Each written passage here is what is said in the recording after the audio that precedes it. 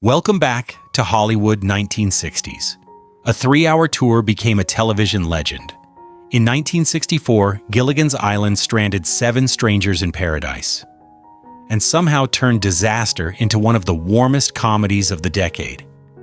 Gilligan made mistakes, the skipper lost his temper, Ginger brought glamour, and Mary Ann brought heart.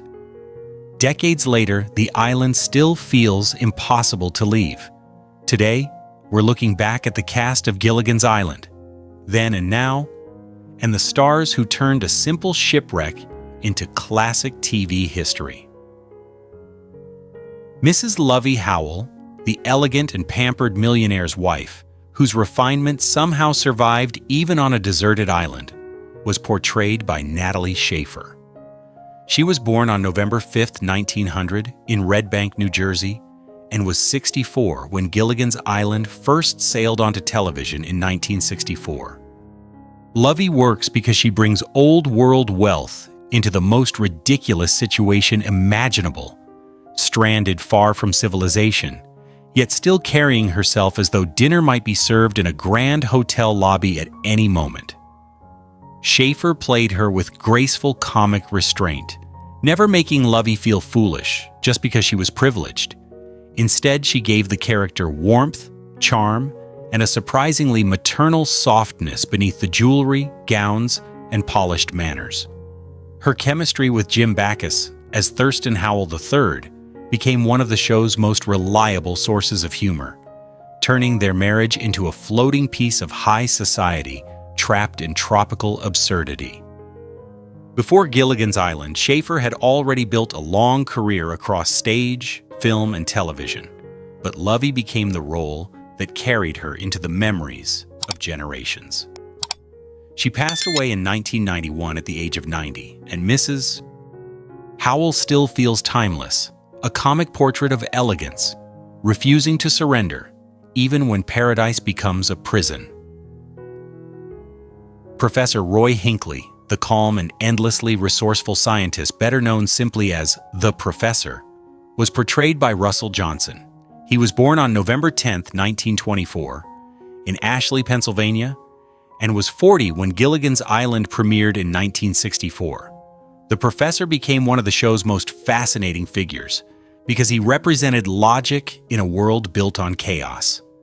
While everyone else panicked, schemed, flirted, or stumbled into disaster, he approached island life like a problem waiting to be solved.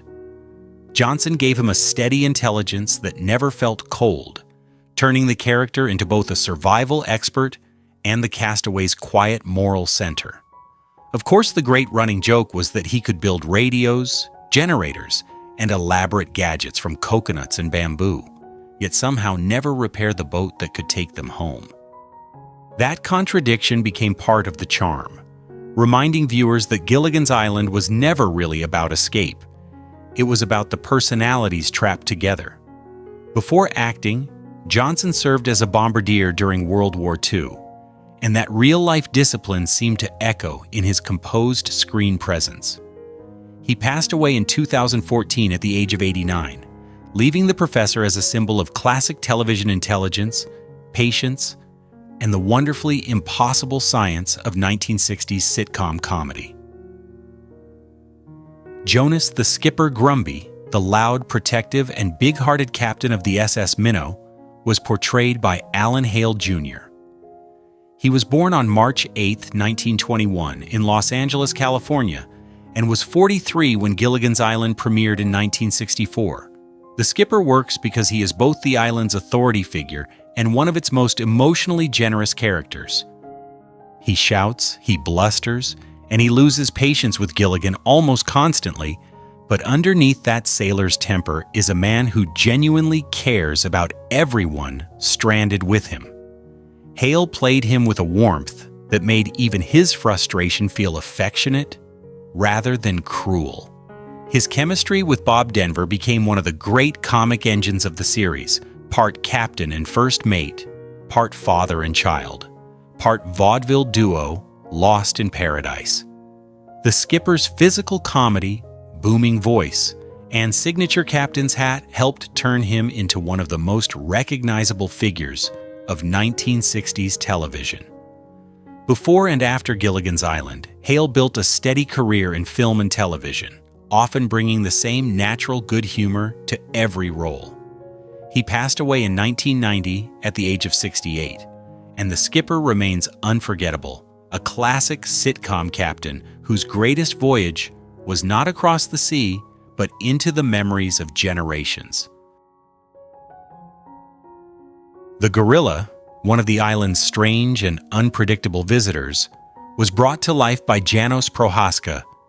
He was born on October 10, 1919 in Budapest, Hungary, and was 46 when he appeared on Gilligan's Island in 1965. On paper, a gorilla costume could have been nothing more than a simple gag, but Prohaska turned physical performance into character. His work depended on movement, timing, posture, and the ability to make an animal presence feel both comic and threatening within the lighthearted world of the show. The gorilla added a burst of jungle chaos to the castaways' already unstable lives, reminding viewers that the island was never just sand, palm trees, and rescue plans. It was also a place where anything ridiculous could happen.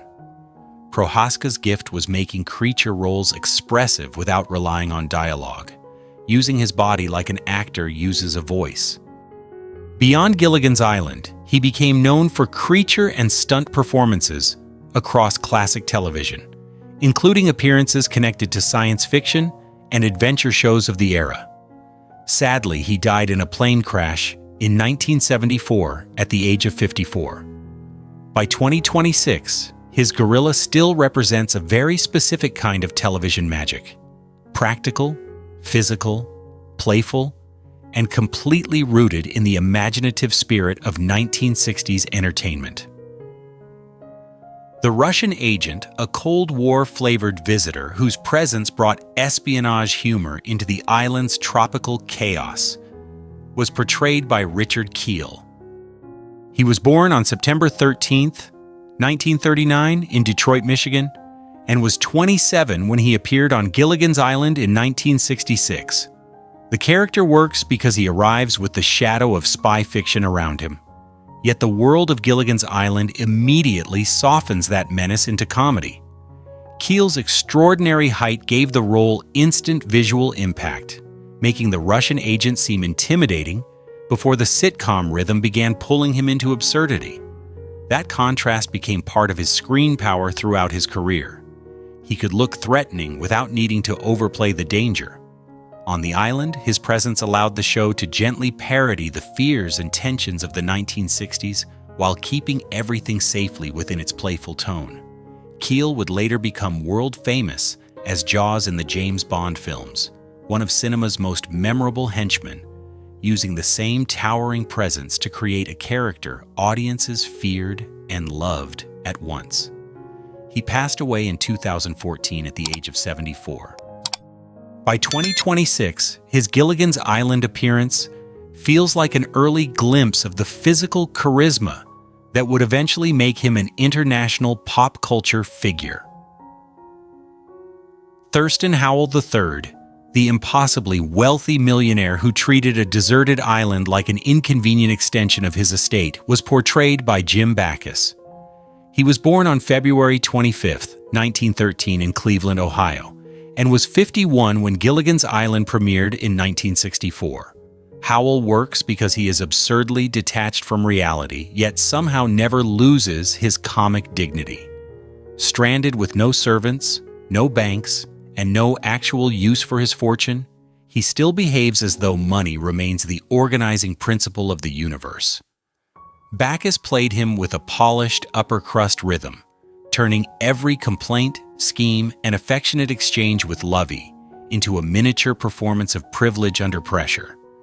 The genius of the character is that he is ridiculous without being empty. Beneath the selfishness and snobbery, there is loyalty to his wife and a strange affection for the other castaways. Before Gilligan's Island, Backus was already widely recognized as the voice of Mr. Magoo and had built a strong film and television career. But Thurston Howell III gave him one of television's most enduring comic identities. He passed away in 1989 at the age of 76, and Howell remains timeless, a millionaire with nowhere to spend his money, trapped in paradise, with nothing but status, charm, and perfect comic timing.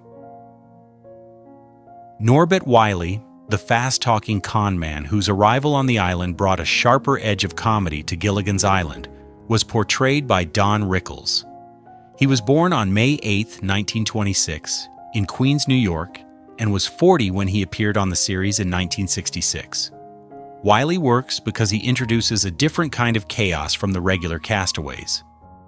He is not innocent like Gilligan, dignified like Howell, or practical like the professor. He is a schemer, someone who understands people's weaknesses and tries to turn them into opportunity.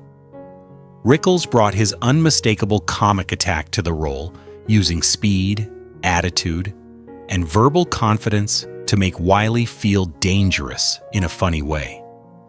His presence changed the rhythm of the island, creating tension not through survival or rescue, but through manipulation. That made the episode stand out, because Rickles carried the energy of nightclub comedy into a family sitcom without losing the show's lightness.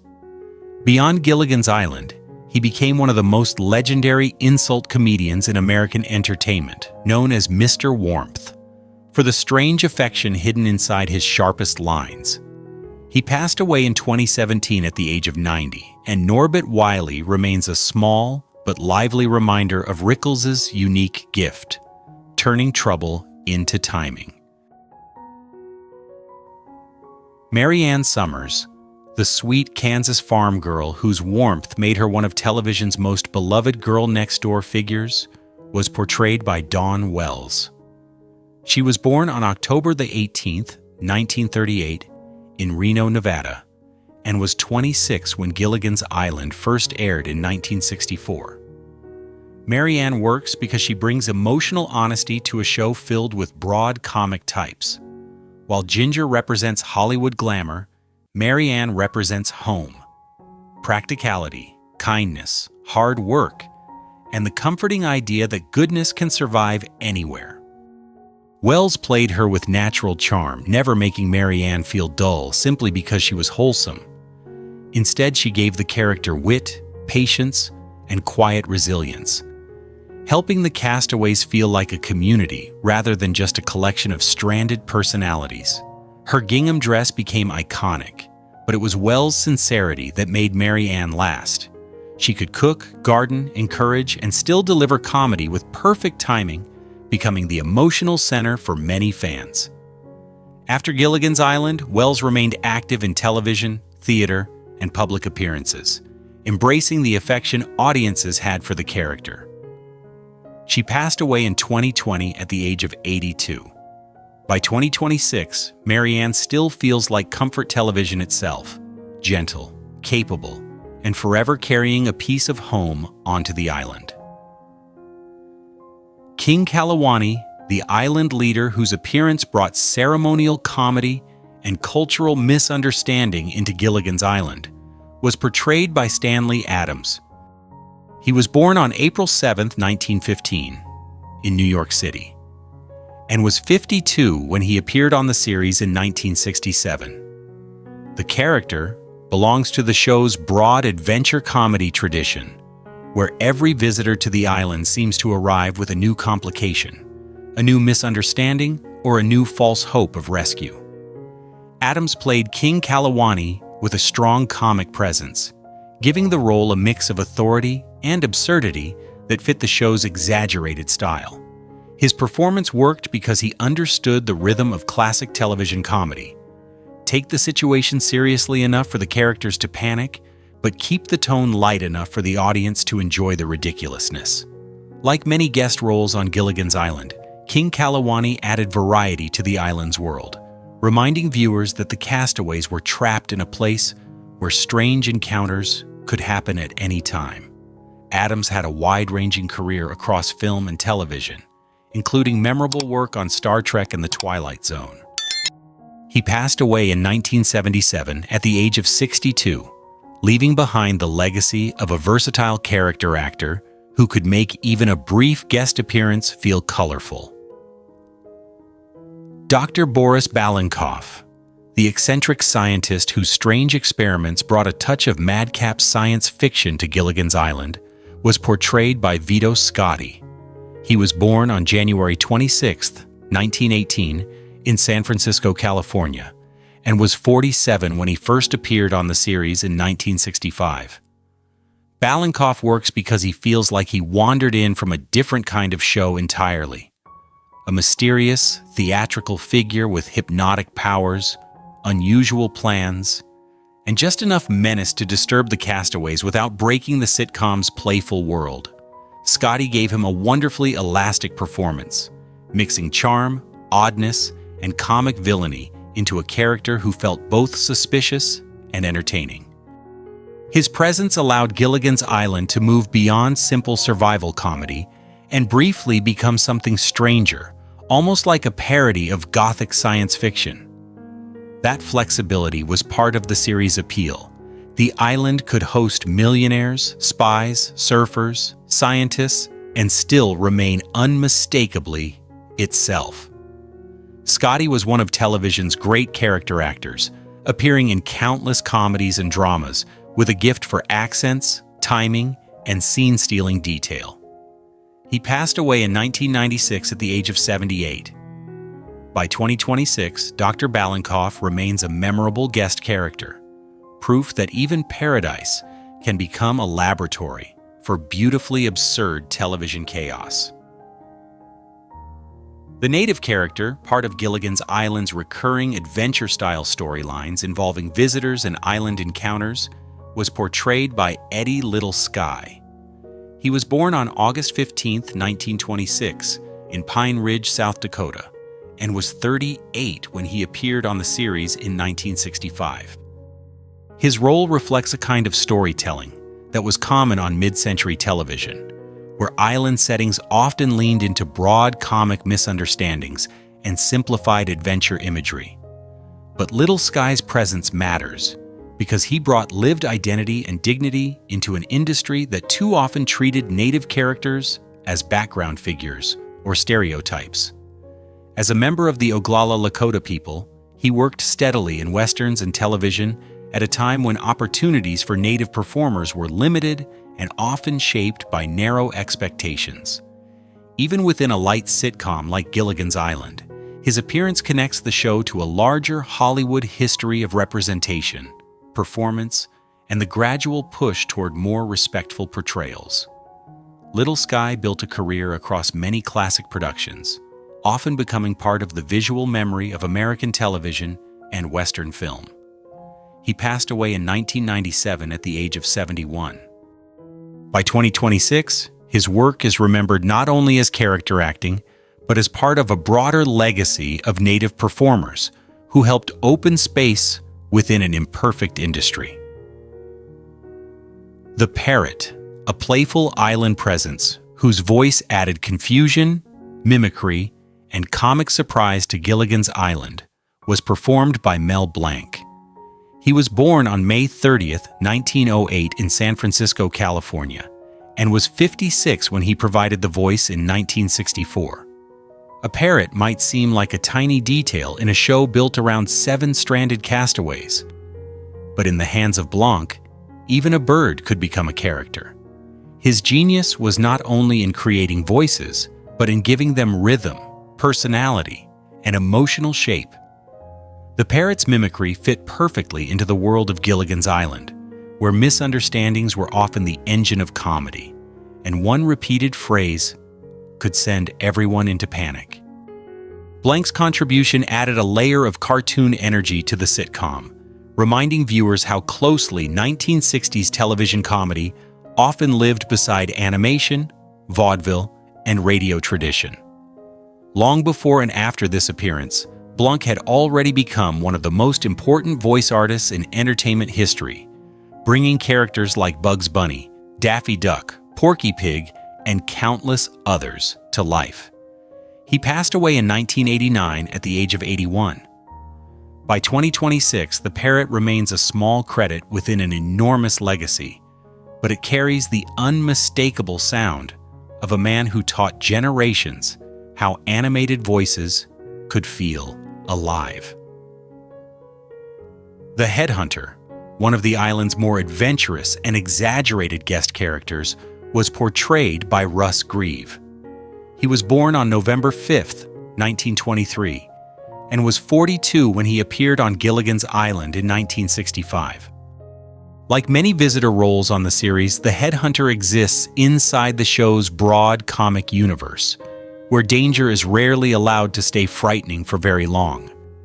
His presence brings the castaways into another round of panic, disguise, confusion, and slapstick survival, all handled with the light tone that made the series easy to revisit for decades. Grieve's performance blends physical authority with sitcom timing, giving the character enough menace to drive the episode while still keeping everything playful and family-friendly. In that sense, he fits perfectly into the Gilligan's Island formula. Introduce a threat, complicate the rescue hopes, then let comedy soften the danger before the credits roll. Grieve worked steadily as a character actor across television and film, often appearing in roles that required a strong presence, even with limited screen time. He passed away in 1980 at the age of 56. By 2026, his headhunter role remains part of the show's colorful guest character tradition, a reminder of how 1960s sitcoms turned adventure tropes into safe, silly, endlessly repeatable television fun. Wrong-Way Feldman, the eccentric aviator whose arrival gave the castaways another brief glimpse of possible rescue, was portrayed by Hans Conried. He was born on April 15, 1917, in Baltimore, Maryland, and was 47 when he appeared on Gilligan's Island in 1964. Wrong-Way works because he embodies one of the show's favorite emotional tricks. Hope appears, rescue seems possible, and then comedy gently destroys it. As a World War I pilot who somehow became stranded himself, Feldman feels like a legend dropped into the middle of a sitcom, a man shaped by old adventures, but comically unreliable when it matters most. Conried played him with theatrical precision, giving every line a touch of eccentric grandeur. He had the rare ability to sound intelligent, ridiculous, and completely sincere at the same time, which made him perfect for the role. His episodes carry a whimsical sadness beneath the laughs, because Wrong-Way is another reminder that escape is always close enough to imagine and far enough to fail. Conried enjoyed a rich career as a character actor and voice performer, famously voicing Captain Hook in Disney's Peter Pan and appearing across film, radio, and television. He passed away in 1982 at the age of 64. By 2026, Wrong-Way Feldman remains one of the show's most memorable visitors, a comic symbol of directionless hope, flying confidently toward everywhere except home. Duke Williams, the handsome surfer whose arrival brings excitement, romance, and another fragile possibility of rescue, was portrayed by Denny Miller. He was born on April 25, 1934, in Bloomington, Indiana, and was 31 when he appeared on Gilligan's Island in 1965. Duke works because he carries the energy of a sunlit beach movie into the strange little world of the castaways. He is athletic, relaxed, charming, and seemingly capable of doing what the others cannot, crossing the ocean and reconnecting them with civilization. For a moment, his arrival changes the island's emotional temperature. The women admire him, the men measure themselves against him, and everyone senses that maybe this stranger could be the answer they have been waiting for. But in true Gilligan's Island fashion, hope is never allowed to become escape. Miller plays Duke with easy physical confidence and a gentle humor that keeps the character likable rather than arrogant. Before and after the series, he had a varied screen career, including the title role in Tarzan, The Ape Man, and later appearances across television and film. He passed away in 2014 at the age of 80. By 2026, Duke Williams remains part of the island's long pattern of almost rescues, a sunny reminder that on Gilligan's Island, Paradise always offered a way out, then laughed and took it back.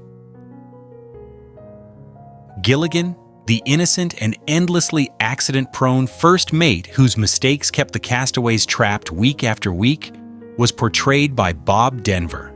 He was born on January 9, 1935 in New Rochelle, New York, and was 29 when Gilligan's Island first aired in 1964.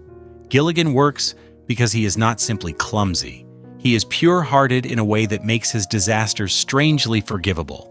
He ruins rescue plans, misunderstands instructions, and stumbles into chaos with almost supernatural consistency, yet he never acts from selfishness.